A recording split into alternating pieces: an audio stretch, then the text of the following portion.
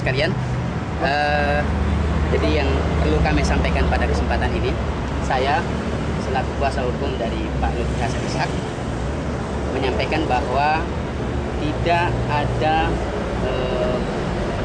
petugas yang kemudian datang ke sini, ke kantor DPP PKS sebagai petugas KPK dengan membawa surat resmi.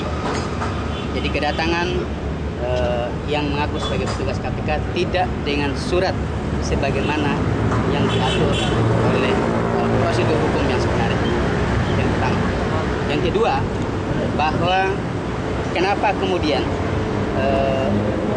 di lingkungan DPP PKS oleh teman-teman security melakukan pengamanan yang ketat, karena ada pembicaraan dan tindakan kesewenangan yang dilakukan oleh aparat KPK yang datang semalam berjumlah 8 orang yang kemudian menyatakan akan menyegel semua kendaraan yang ada di lingkungan DPP PKS. Itu artinya tindakan abuse, tindakan penyimpangan, kesewenangan, arogansi yang ditunjukkan oleh KPK.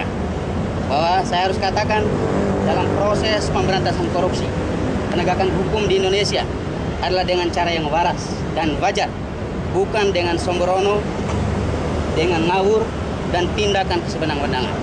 Kami menolak cara-cara itu.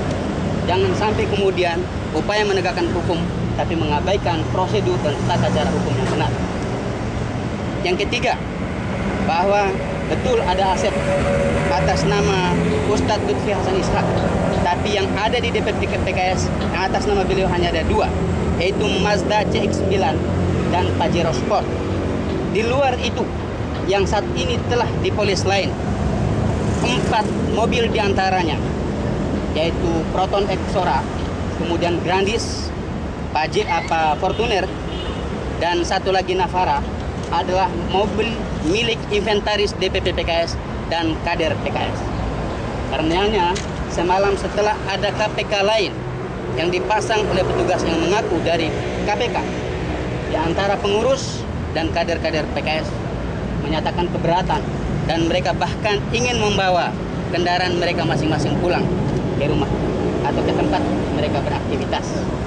Namun atas dasar pertimbangan dan kemudian mereka datang minta pendapat kepada saya katakan bahwa polis lain, KPK lain adalah bentuk dari cara agar tidak boleh bergerak barang-barang tersebut dalam upaya untuk kepentingan hukum. Dan karenanya harus bersabar agar kita juga meminta teman-teman KPK, mulai komisioner sampai dengan aparat yang bertugas di lapangan, melakukan tindakan hukum yang benar. Ada apa? Kenapa kasus korupsi harus dibuat menjadi delik politik? Kenapa kemudian upaya politik kemudian dibawa ranah hukum?